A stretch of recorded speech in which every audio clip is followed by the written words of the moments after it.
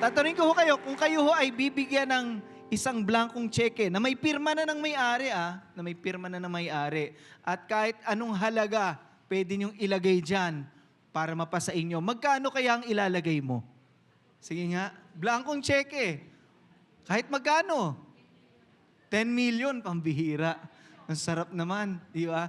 Siyempre, huwag ka na mahiya, di ba? Bilangko niya Ikaw daw maglalagay, baka mahiya ka pa, 10 million. Ako, kung magkano kaya ang laman yan, pwede na rin, At punta po tayo sa katanungan na kung bibigyan ka na oportunidad na makahingi ng isang bagay at ito ay kahit ano siya.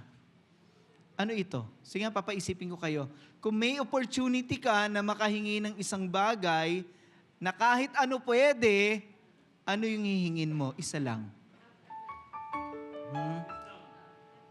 Ano hingin mo? Isa lang. Sige, papaisipin ko lahat. Kailangan may isa ka lang na sagot. Meron ka ng sagot na isa? Siguro pag, ang hirap naman. Isa lang. Wait lang. Yun na yung wish mo, wait lang. Yun na yung hiling mo, wait lang. Kung ikaw ay matalino o ikaw ay wais, ang sasabihin mo siguro ganito, yung isang hiling ko, bigyan mo ko ng 1 milyon na kahilingan. Yun yung wish ko. Yun yung hiling ko. 1 milyon na kahilingan. Di dumami yung hiling ko. Di ba? Meron tayong misconception o meron tayong pananaw sa pagiging wais na sila ay mga clever. Meron tayong idea na clever sila. Hindi mo sila maiisahan. Pag binibigyan mo ng pagkakataon, hindi mo maisahan, hindi mo madadaig, hindi mo malalamangan. Ang wais. Yan po ang kadalasang isip natin. O pag sinabi pong wise, ano ho kaya ang katangian nila? Clever. Ano pa? Sabi nila, pag matalino, malapad ang... Grabe, talino ko pala.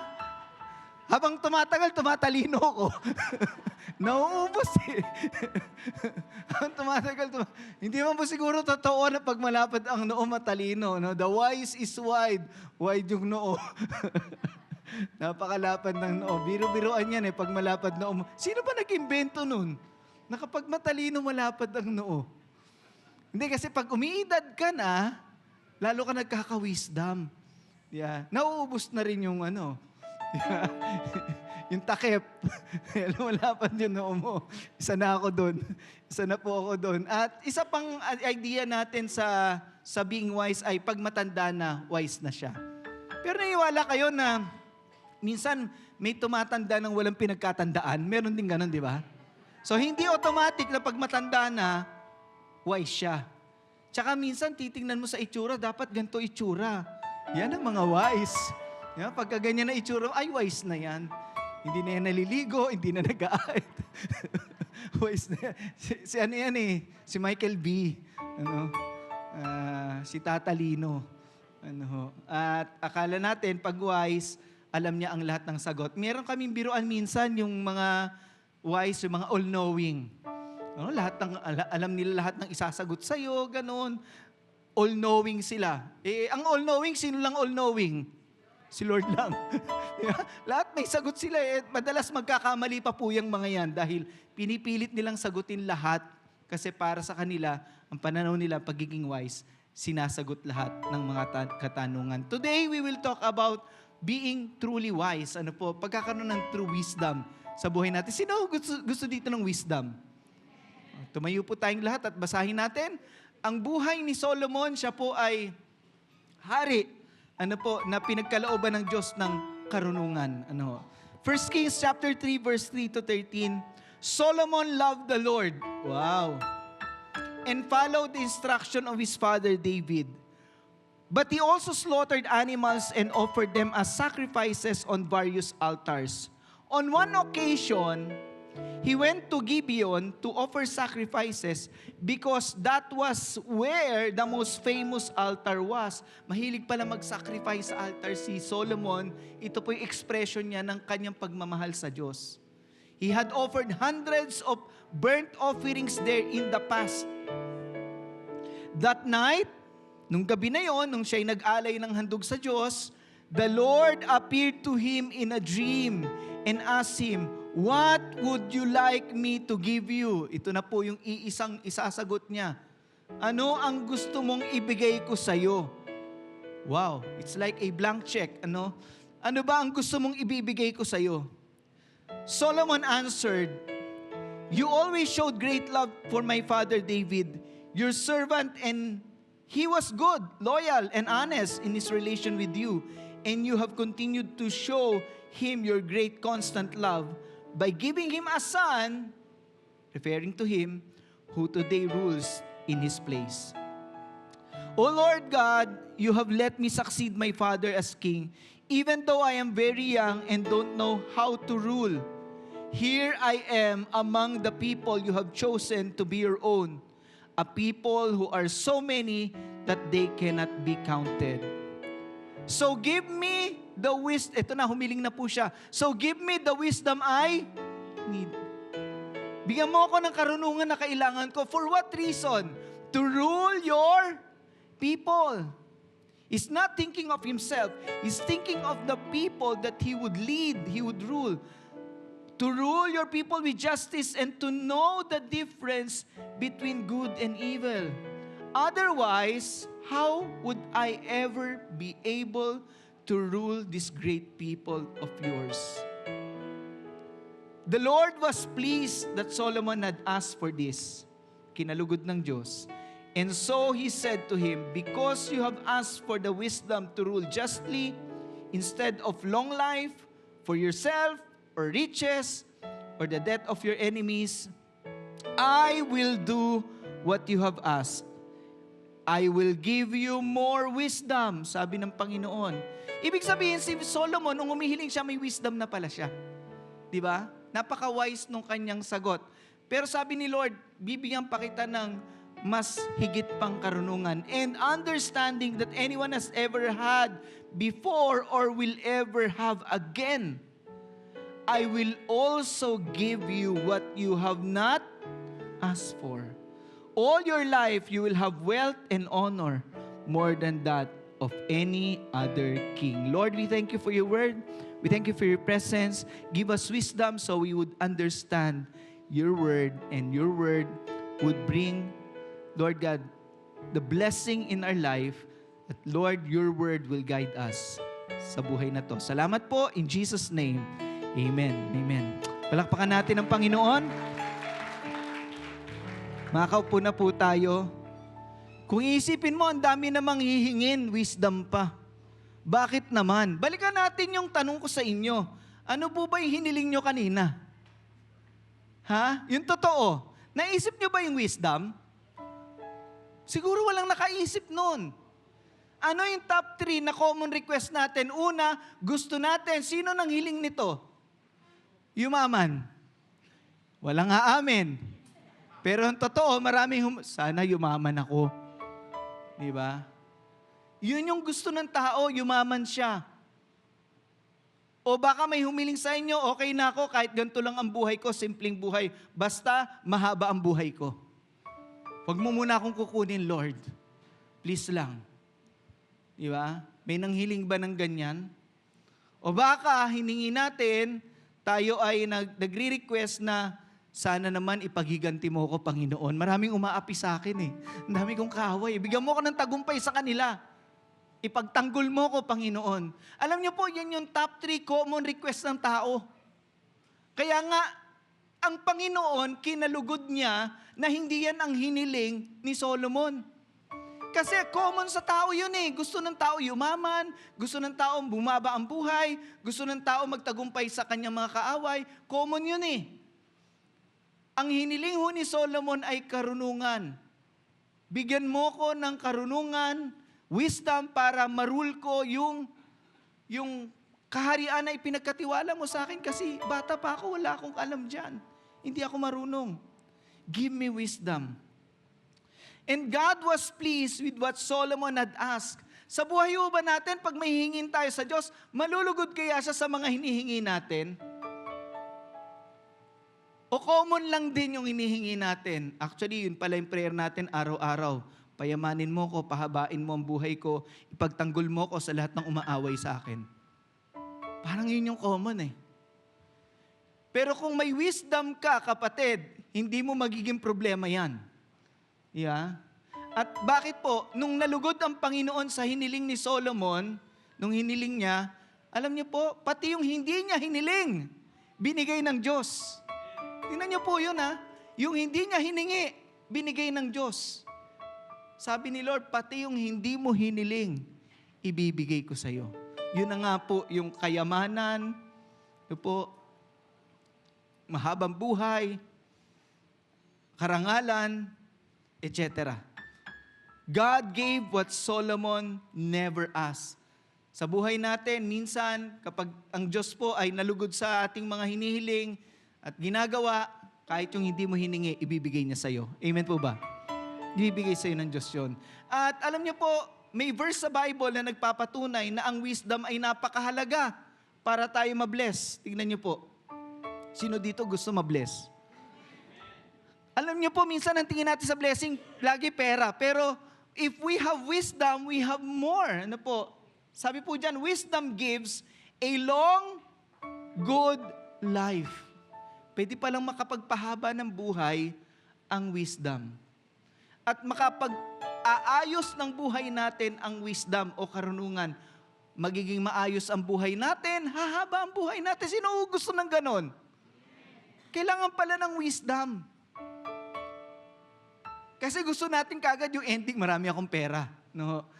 Pero sabi po dyan, pag may wisdom ka, magkakaroon ka ng mahaba at maayos na buhay, kayamanan, riches, karangalan, honor, pleasure. Alam niyo po, hindi killjoy ang Diyos. Tama po ba? Ang Diyos, hindi siya parang gusto niya ang buhay natin puro seryoso, puro paghihirap. Meron din palang pleasure. Sabi natin lakas, pleasure. But it's pleasure that is not sin. It's pleasure of enjoying the goodness of God. Amen po ba? Hindi killjoy ang Diyos, hindi maramot ang Diyos. Amen po ba? At matatagpuan natin yon sa pagkakaroon po natin ng wisdom. At isa pa, peace. Ano niyo po, ang peace hindi po mabibili ng pera yan. Yung kapayapaan na alam mo, tama ang mga ginagawa mo, desisyon mo, dahil may karunungan ka sa buhay na to, nagkakaroon ka ng peace. So, in other words, this description describes a life that is so much blessed. Kasama ang kayamanan dyan, ha? Sabihin, mabihira, blessed pala ang taong may wisdom. So, sino gusto ng wisdom? Ang tanong, paano ko magkakaroon yan? Kailangan ko ba mag-aral ng marami? Ano bang dapat kong gawin? Alam niyo ho, ang unang-unang dapat mong gawin ay humingi ka sa Diyos. Humingi ka muna sa Kanya. Kasi ang wisdom pala nahihingi sa Diyos yan. Nahihingi sa Diyos. Tingnan niyo si Solomon, hiningi niya, binigay ng Diyos. At tayo rin, kung nangangailangan tayo ng wisdom, Lord, pahingi ako ng karunungan dahil alam ko, Lord, ikaw lang ang magbibigay sa akin yan. At ano po sabi sa Bible? If any of you lacks, kinukulang ka sa karunungan. Malaki pong kaibahan ng kaalaman sa karunungan, ha? Pwedeng alam mo, pero hindi mo ginagawa. Pwede bang gawin ng tao yun? Yung alam niya, pero alam niya yung tama, pero hindi niya gagawin yung tama. Pwede ba yun? Yung karunungan po, yung nalalaman mong tama, ginagawa mo. At kung kinakapos ka doon, sabi diyan, if any of you lacks wisdom, you should ask God because He is the source of wisdom. Sa Kanya magmumula ang karunungan. Who gives you what? Generously, ang Diyos ay hindi madamot, hindi siya kuripot. Ang Diyos po ay mapagbigay to all. Sabi natin malakas, all. Hindi siya namimili. Hindi rin po siya naghahanap ng mali. Kasi minsan ayaw mong bigyan yung tao kasi may mali ka nakikita sa kanya. Minsan, pansinin yung ang tao, minsan, kahit may mali na, parang maayos yung ano niya. Parang blessed siya. Kasi ang tao, ang Diyos po, hindi pala hanap ng mali. Di ba sabi nga sa Bible, ang Diyos nagpapaaraw sa mabutit masama, nagpapaulan sa mabutit masama. Marunong mag-bless ang Diyos, hindi siya maramot. Kahit nagkukulang ka, sino dito? Huwag na magtaas ng kamay. Nagkukulang kayo, pero binibless kayo ng Diyos. Alam naman natin yan. Ano? Hindi siya naghahanap ng mali at ibibigay niya yan sa'yo. So kung kailangan natin ng karunungan, baka nandun tayo sa pagsubok, kailangan natin ng karunungan, nandun tayo sa pagdidesisyon na mabigat, kailangan natin ng karunungan. Ang Diyos ay nandyan para tayo po ay gabayan. Amen po ba? Pero kailangan hingin natin yung sa Diyos, Lord, give me wisdom Hindi ko po alam to Hindi po ako magmamarunong dito. Pwede niyo ho ba akong bigyan ng karunungan dito? Kung ano ang gagawin ko. How does wisdom help us? It helps us to determine the direction in our life. Sa buhay po natin na to kasi, di ba kayo naka-experience na sa buhay na minsan nako-confuse kayo? Nalito kayo, o di kaya kayo ay naging complicated yung buhay nyo. Di ba minsan ganon, hindi mo na alam ang gagawin mo? Alam niyo po ba, ako sa inyo, confession. Kasi bilang pastor minsan, Lord, sabi ko, Lord, di ko na alam ang gagawin ko. Paano kaya lalaki yung church? Paano pa kaya lalaki yung simbahan ng COGLP? Minsan sabi ko, Lord, di ko na alam gagawin ko, Lord Minsan, you yourself is confused. You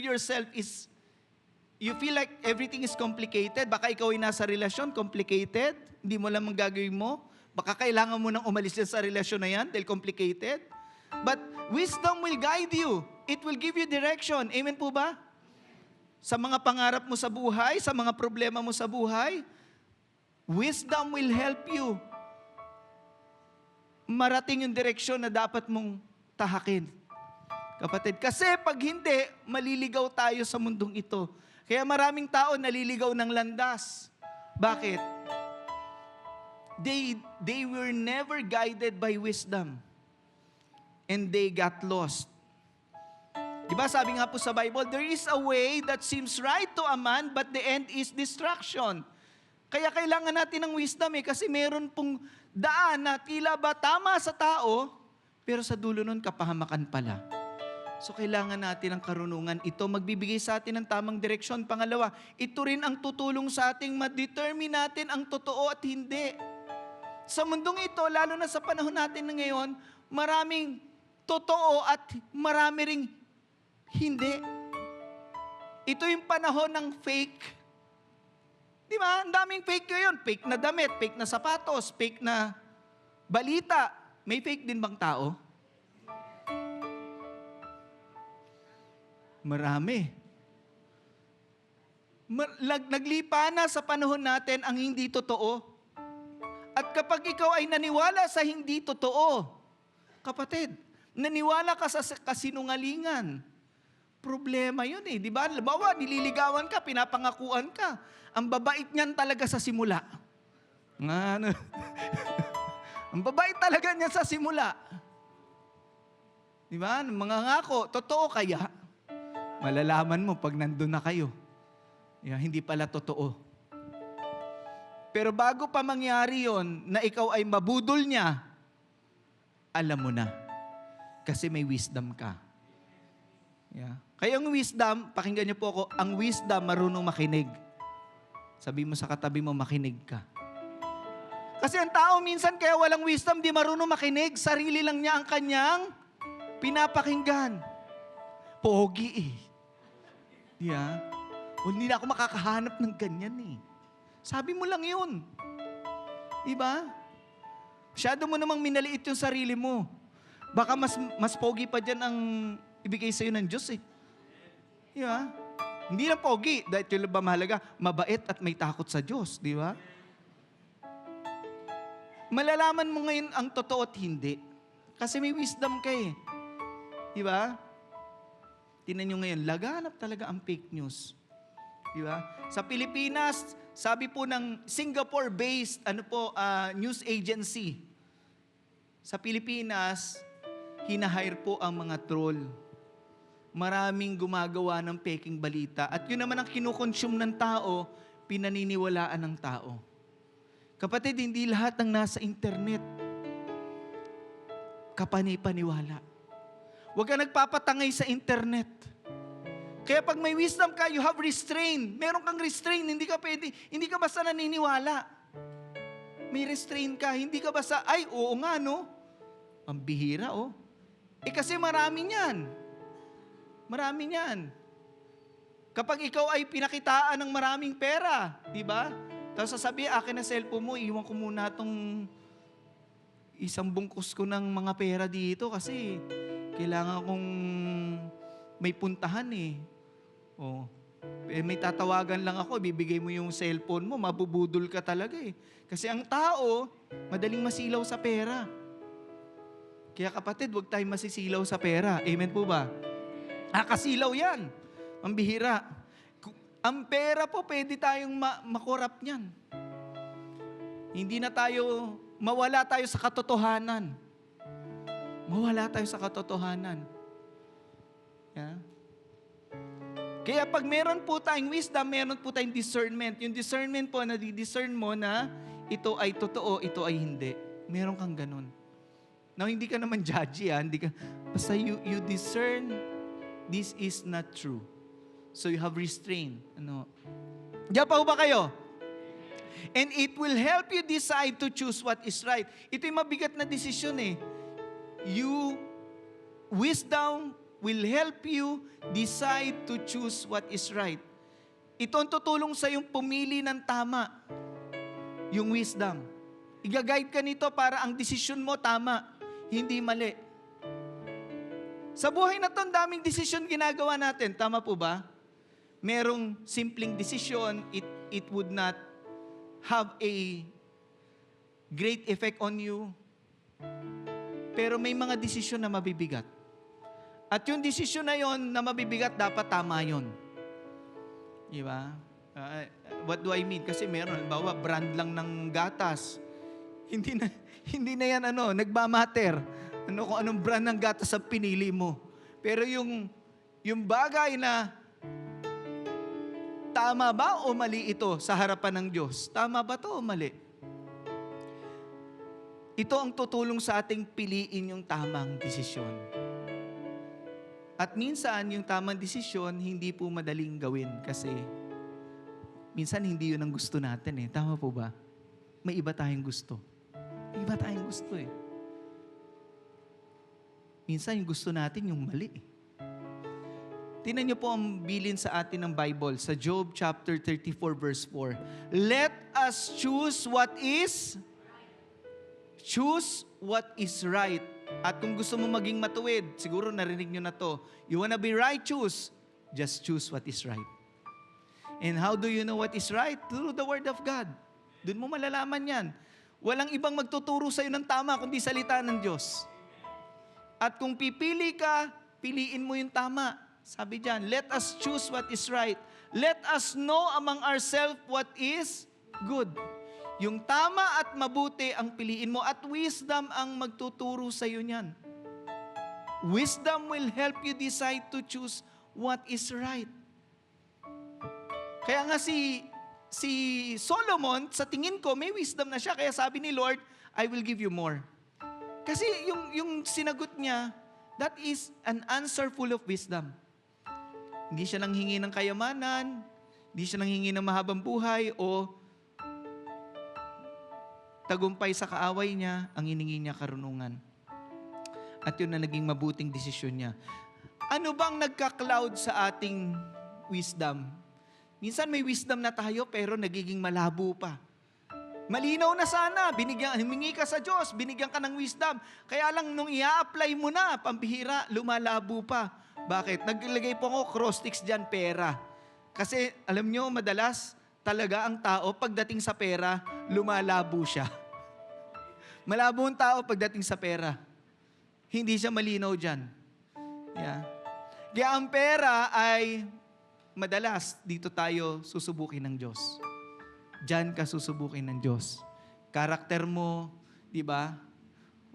Isipin nyo na lang yung nangyayari sa bansa natin ngayon, di ba? Puro dahil sa pera na hindi napupunta sa tama, di ba?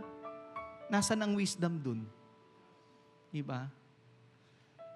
pera. Pero hindi po pera ang ibig sabihin yan. Ano po? Bakit minsan yung maliwanag ng karunungan na meron tayo, lumalabo pa? Bakit kaya?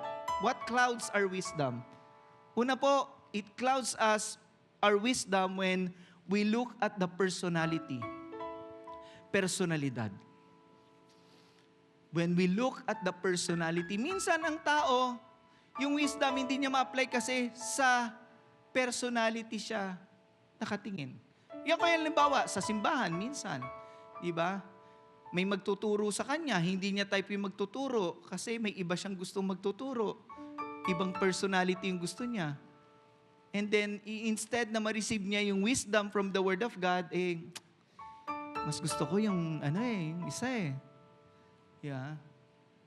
O di kaya sa panahon natin ngayon, marami pong mga tao na dahil sa personality, pambihiran, ang tao ay masyadong nai-involve. Alam niyo naman yung nangyayari sa ating politics ngayon sa ating bansa. Pag nagbukas ka ng internet, alam mo na, they are all personalities. Pero sasabihin ko po sa inyo, huwag po tayong maging panatiko ng personalidad. O didiretsuhin ko na kayo, huwag tayong maging panatiko ng politiko. Kasi minsan ganito po, isang grupo lang minsan mga pastor pag nag-usap sa issue ngayon, hati-hati Nag-aaway-away pa Hindi naman nag-aaway, pero sabihin, they would argue because of these personalities. So kapatid, minsan hindi natin naiisip, di ba, ito yung personalidad na gusto mo, ito yung personalidad na gusto nila, minsan nagiging kaaway mo pa siya. Nasaan ang wisdom doon? Kapatid, huwag tayong magsasali. Pwede ho ba yun? Sa tingin mo nakakatulong ka doon? Huwag tayong nagsasali. Huwag na lang magko-comment-comment dyan. Masyado tayong panatiko ng politiko Pag nasaktan yung politiko mo, babawi ka sa iba. Nasusundan niyo ho ba ako? Minsan wala na yung wisdom natin dun Di ba? Huwag tayo nagsasasali dyan. Yung mga post natin, masyado naman tayong Kaya pag may nagsalita, nagsalita ako ngayon dito, nang iiwas na lang ako, wag na. Kasi baka may makasakit ako or may magalit sa akin. Kasi tingnan niyo po, pag panatiko ka ng politiko, hindi mo maihihiwalay ang sarili mo dun. Maniwala ka sa akin. Hindi mo maihiwalay ang sarili mo. Ngayon, hahamunin kita, kaya mo bang ihiwalay ang sarili mo sa politiko na yan? Kaya mo ba? Kasi nawawala ang wisdom natin dyan Diyan tayo nalalabuan. Diba? Mahirap po. Huwag na po tayo dyan. Tingnan nyo yung mga sumali dyan ngayon sa politiko na nasa relihiyon. Diba? Baka makulong pa. Diba? Nagpolitiko Ang simbahan.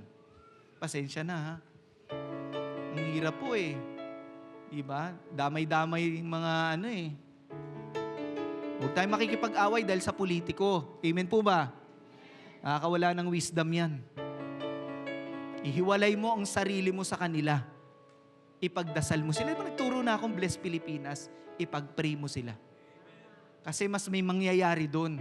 Kaysa makipag-away tayo sa FB dahil hindi parehas ng gusto natin yung gusto nila na personalidad. Diba? Di po ako galit. Ano lang po, na-hurt lang ako sa nangyayari sa bansa natin ngayon. Pangalawa, by the way, sometimes it's your personality that clouds your wisdom. Kasi yun yung personality mo Diba? Intellectual ako. So, intellectual kami. Dito ako papanig sa intellectual. Dito ako naman hindi. Dito ako sa mga mga lalaban kami sa inyo kung saan nyo gusto. Diba? Kasi people like them. Nagsasama-sama yung mga magkakahawig. O nag-aaway-away tuloy. Ayaw ni Lord yun. Amen po ba? Walang wisdom sa gulo. Sa kaayusan meron. Sa kapayapaan meron, pero yung kaguluhan, wag, alam niyo po, tayo ang instrumento para di ba lagi sa Bible, ang instrumento tayo ng pagkakasundo. Instrumento tayo ng kapayapaan. Minsan, dala ng emosyon natin. Yan. Kaya nawawala wisdom yung emosyon natin ang nagdadala sa atin doon. Dahil pag nangibabaw ang emosyon, hinayjack ng emosyon mo ang isip mo, kahit anong paliwanag sa'yo, di mo maintindihan, maniwala ka sa akin eh. Maniwala ka sa akin. Kahit si ano pang magpaliwanag sa'yo. Sino? Sino gusto yung mag-explain? Hindi, wag yung politiko, yung pastor na napakagaling. Peter Tanchi pa magpaliwanag sa'yo eh. Hindi ka makikinig kasi emosyon mo ang nangibabaw sa kaisipan mo. Wala na yun. Hindi mo maiintindihan siya. Yung wisdom, kahit si Peter Tanchi pa ng CCF ang mag-explain sa'yo, hindi mo yun magigets. Bakit? Hinayjack na ng emosyon mo yung pag-iisip mo. Yung pangunawa mo, wala. Diba? Yung, tinan nyo lang nag-aaway ngayon, kahit mag-asawa lang. Di ba pag nag-aaway kayo mag-asawa, pag ang taas-taas ng emosyon, nakakaintindi ka ba? Wala. Lalo mo siyang kakalabanin. Pero pag humupa na yung galit mo, di ba? Pag nag-usap kayo, nagkakaunawaan na kayo. So sometimes wisdom is clouded because of our emotions. Huwag kang magpadala sa emosyon mo, kapatid. Huwag. Diyan pa ho ba kayo? Huwag kang magpadala sa emosyon. Pangatlo, relasyon. Kung hindi emosyon, relasyon. It clouds our wisdom. Bakit? Minsan dahil sa relasyon, kahit mali na yung karelasyon mo dahil siguro kaibigan mo siya, kahit mali na yung kaibigan mo, dahil close kayo ng kaibigan mo, sa palagay mo tama siya. Magiging intindi mo tama siya kasi dahil sa relasyon na meron kayo, mas maiintindihan mo siya. Minsan yung wisdom hindi natin ma-apply dyan kasi nangingibabaw yung relasyon. Minsan, pamilya mo, mali na yung pamilya mo, pero dahil may relasyon kayo, hindi mo maitanggi. Sabihin, tinatanggi mo na mali siya. Kasi may relasyon kayo eh. Di ba may kasabihan tayo, blood is thicker than water eh. Kahit mali yan eh. Pagtatanggol ko yan eh, kasi blood is thicker than water. Pambira, pamilya ko na yan eh. Yeah? Pero kung ang wisdom ang paiiralin mo, kapatid, dapat doon ka lang lagi sa tama. Amen po ba? Tinuturuan tayo na tayo ay magdesisyon ng tama. Kahit karelasyon pa natin, may nagsalita na yan eh, walang kapatid, walang pamilya. Diba? Ay, nako. Or our arrogance. Huwag mo akong tinuturuan, alam ko na yan. Diba? Bibigyan mo akong wisdom, mas matalino pa ako sa'yo, mas marami pa akong alam sa'yo, papunta ka pa lang, pabalik na ako. Kaya nga tayo nagkasalubong eh. Kaya bumalik ka pa eh. Saka pupunta, ba't bumabalik ka? Kaya sabihin, tayong mga tao, mga kapatid, minsan sa ating kayabangan, feeling natin, alam na natin yung tinuturo sa atin. At dahil doon, instead na may matutunan tayo, nawawala ang wisdom sa atin. At alam niyo po, mag-ingat po tayo dahil baka kala natin lahat ng masarap pakinggan, di ba, nakakaantig ng damdamin, nakakapagbigay sa isipan natin, na-stimulate tayo doon, akala natin wisdom na yun. Akala natin, be careful because not all wisdom is wisdom. Hindi lahat ng wisdom. Akala mo kasi ang sarap pakinggan, ang galing niya magsalita eh. Pambihira oh. Wow, that's wisdom. Not all wisdom is wisdom. Paano ko explain? Punta po tayo sa New Testament. Si James, dinidescribe niya yung dalawang klaseng wisdom. Merong fake. Alam niyo po, dahil si Satanas, sobrang galit siya sa katotohanan, pati ang wisdom, pinifake niya. Magaling sa fake eh. Diba? Hindi na lang pala bag ang nafe-fake ngayon at mga damit at kung ano-ano, pati pala ang wisdom pinifake na rin ni Satanas. Tingnan niyo po, ang sabi po dyan, there is a fake wisdom and it is known by chaos and corruption. At ito po ay nagre-resulta sa kaguluhan at korupsyon. Evil practices. chaos, kaguluhan, disorder. Ano po sabi dyan? Who is wise in understanding among you? Sino sa inyo ang may karunungan at nakakaunawa? Let them show it by their what?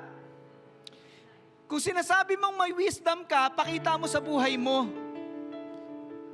Tama po ba? Sasabihin mo may wisdom. Now, wisdom pala is not just intellect. It talks about the good life that we have. Ano po? Let them show it by their good life. By deeds done in the humility, may kababaang loob, that comes from wisdom. But if you harbor bitter envy, kapatid, naiinggit ka ba? Bitter ka ba? Selfish ambition, yan ba ang nasa puso mo? Selfish na ambisyon? Do not boast about it or deny the truth. Such wisdom does not come from, meron palang wisdom na hindi galing sa langit. Peke, kumbaga. Fake news. Such wisdom does not come down from heaven, but it is what? Makamundo. Makamundong karunungan. Diba? Puro katalinuhan lang, schemes of the human mind, unspiritual, contrary to the Bible, pero masarap pakinggan. And even, ano po sabi dyan? Demonic. Pwede palang may gantong klaseng wisdom. Unspiritual, earthly, and demonic. Paano ko malalaman, pastor, na fake yun? For where you have envy and selfish ambition, ito pong ibubunga nun, inggit, makasariling ambisyon, dun mo makikita ang resulta nun. Anong resulta? There you will find what? Disorder, chaos, and every evil practice. Gagawa ng mali. Gagawa ng masama. But, parang tama. Nakukuha niyo ako? Yung mali, parang tama naman. Kaya hindi ako nagtataka, ang tao litong-litong ngayon eh. Na yung mali, parang tama. Kaya, alam nyo, sa panahong ito, we need wisdom. We need wisdom. Kailangan natin ng wisdom. Ang madudulot pala niyan, gulo at mga maling gawi or practices. There is a fake wisdom. Now, what is true wisdom? Ano ba yung totoong wisdom, pastor? Sinabi rin po sa kasunod na verse, ano yung true wisdom? True wisdom is known by the character it displays. By the character it displays. Hindi pala siya sa talino ng isip, hindi pala siya sa husay, manalita. Ito po ay hindi siya puro salita. Ito'y nakikita sa kanyang katangian at karakter. Ano po sabi dyan? But the wisdom that comes from heaven is first of all, pure. Then, peace, loving, mapagmahal sa kapayapaan. Considerate, iniisip niya yung kapwa niya. Submissive, kinikilala ang authority. Full of mercy, mahabagin. And good fruit, impartial and sincere. Peacemakers who sow in peace, reap a harvest of righteousness. Ito palang ibubunga yung katuwiran. No? Dahil yung totoong wisdom, makikita mo sa kanyang pamumuhay at pag-uugali. Yun pala ang wisdom na totoo. Yung fake na wisdom, nagkikreate lang ng gulo. Yung true wisdom, nabubuhay ng merong matuwid na pamumuhay at maayos na karakter. Kapatid, tayo ba ganun? Ganun din ba tayo? Minsan na-impress tayo kasi ang talino niya. Ang dami niyang alam. Buti pa siya may wisdom. Alam niyo po, hindi talino lang ang wisdom eh. Maraming matalino pero walang wisdom. Naniniwala kayo? Hindi lang talino ang kailangan mo sa buhay na to. We need wisdom. At sasabihin mo, paano ako magkaka-wisdom? Hindi nga ako matalino. Hindi ako matalino. Saan ba ako magsisimula, pastor? para magka-wisdom ako. So, hiningi ko na sa Diyos. So, mamaya, tandaan nyo ask God. Ask God. Hingin mo sa Diyos, Lord, give me wisdom Nalilito ko Nalilito ko sa nangyayari, nalilito ko sa anong gagawin ko. Give me wisdom. Now, pag may hiningi mo na sa Diyos at pinagkaloob ng Diyos, kailangan ito ang pagsisimulan mo. Kasi ito yung kasunod niyan. Pagkatapos mong humingi sa Diyos, kailangan ito ang kasunod. Sino dito gusto ng wisdom? Kailangang mabuo sa iyo ang takot sa Diyos. The fear of the Lord is the beginning of wisdom. Kahit hiningin mo na sa Diyos ang karunungan, pero hindi ka nabuhay ng may takot sa Diyos,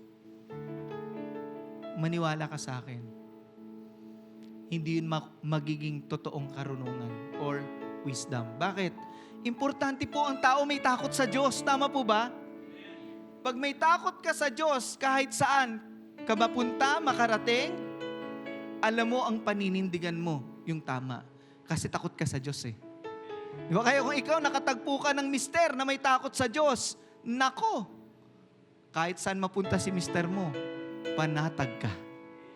Kasi takot siya kay Lord Hindi lang siya, mas mahirap pa yung takot sa'yo Baka makalusot pa yun.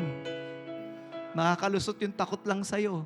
Pero yung may takot sa Diyos, hindi siya mag-iisip na gumawa ng masama. Bakit? Alam niya yun ang wisdom Alam niya, nawawasakin lang niya ang pamilya niya, magdudulot lang to ng kaguluhan sa buhay niya. Sabi po dyan, the fear of the Lord is the beginning of wisdom. Kaya mamaya, alam niyo, pag lalabas tayo, isa puso natin, Lord, hihingi ako ng karunungan sa iyo. At Lord, gusto kong mabuhay ako ng may takot sa iyo. Hayaan mong ang wisdom mo ang gumabay sa buhay ko. Naniniwala ko, hindi ko man nahingi lahat, pati yung hindi ko nahingi, ipagkakaloob mo, Panginoon. The knowledge of the Holy One is understanding.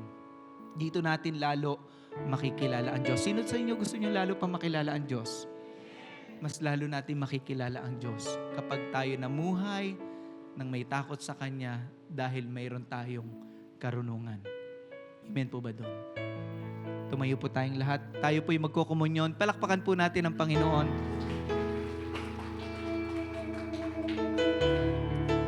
Hallelujah. Let's continue to be in the attitude of worship. Pwede pa natin itaas ang ating mga kamay. Oh God, here I am, Lord. We're asking for wisdom. We surrender everything to you. Hallelujah.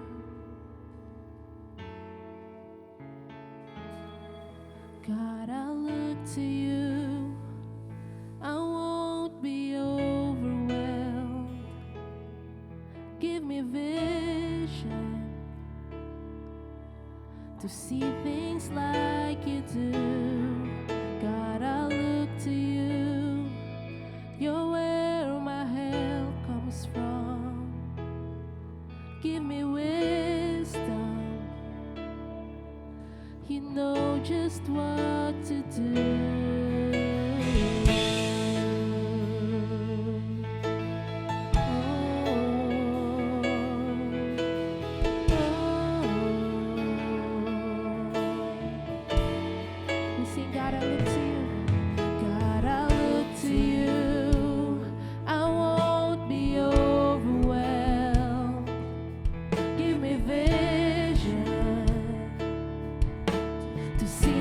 Like you do.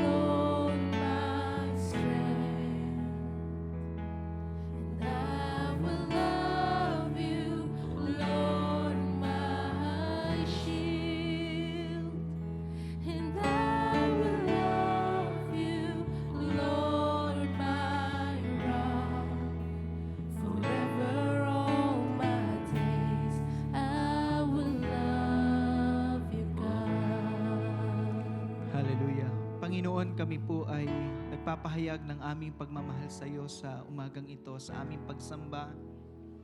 Lord, we love you. Kung nagkukulang man kami, patawarin mo kami, Panginoon. At kung kulang man kami, Panginoon, sa karunungan, nangihingi kami sa iyo, Panginoon. Please guide us, Lord, in this life so that we may know the right direction, Lord. We may know what's right or wrong. We may decide on what is right sa buhay namin, Panginoon. Lord, maraming salamat sa iyong salita. Dito kami kukuha ng karunungan. Marami pong salamat, Lord. From the wisdom of your word, salamat po.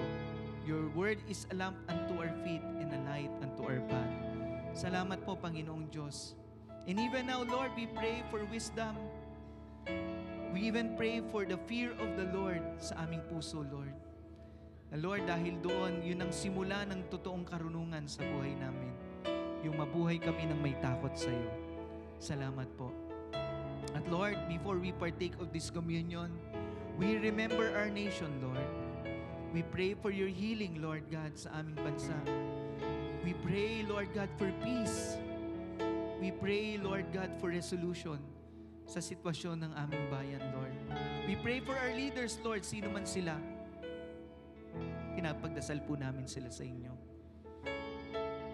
Yun lang pwede namin gawin, Lord. Di kami pwedeng makisali or may makaaway pang iba. Gusto namin, Lord God, ikaw na po ang umawak nito. Intervene in the affairs of our nation, Lord. We pray. Lord, intervene. And Lord, kayo po ang umalaga sa aming bayan, Lord. Salamat po, Panginoon. Lord, even now, Lord, as we partake of this communion, we thank you for the blood that was shed on the cross. We thank you that through your blood, our sins are washed away. That through your body that was wounded on the cross, our sickness was all healed. And Lord, even, Lord God, for the life that you had given, we had eternal life. Lord, we thank you. Salamat po sa tagumpay, and I pray for your touch upon your people today. Lahat po na nandito, katagpuin niyo po, Panginoon, at maging tunay na pagpapala ang komunyon na ito sa amin. At Lord, maalala namin din na marami pang taong hindi naliligtas. Lord, maabot namin sila ng iyong salita. Lord, even sa Friday, meron po kaming pamimigay ng tracts at paghayo. Dalangin namin. Lord, dalhin mo kami sa mga taong kailangan kanilang makilala at maligtas. Salamat po. We honor you today and we worship you through this communion. In Jesus' name, kainin po natin ang tinapay, inumin po natin ang juice.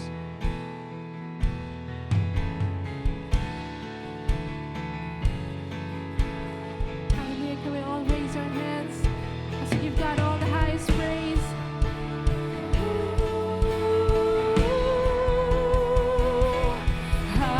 Hallelujah, our God reigns. Hallelujah, our God reigns.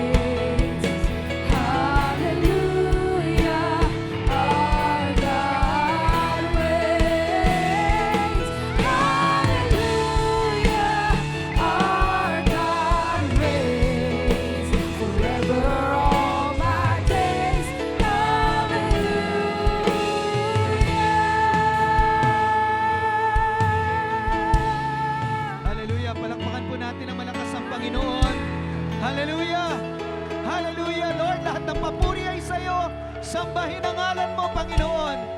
Hallelujah, hallelujah, hallelujah. Oh, we worship you, Lord. We glorify your name, God. Mga kapatid, taas po natin ang ating mga kamay. Tanggapin natin ang masaganang pagpapala ng Diyos, Lord. We lift our hands in worship and we lift our hands to receive your blessings. Pagpalain mo po ang bawat isa. Sa iyo pong aming pagsamba sa ngalan ng Ama, ng Anak at ng Diyos Espiritu Santo. Amen. Amen. Happy Sunday.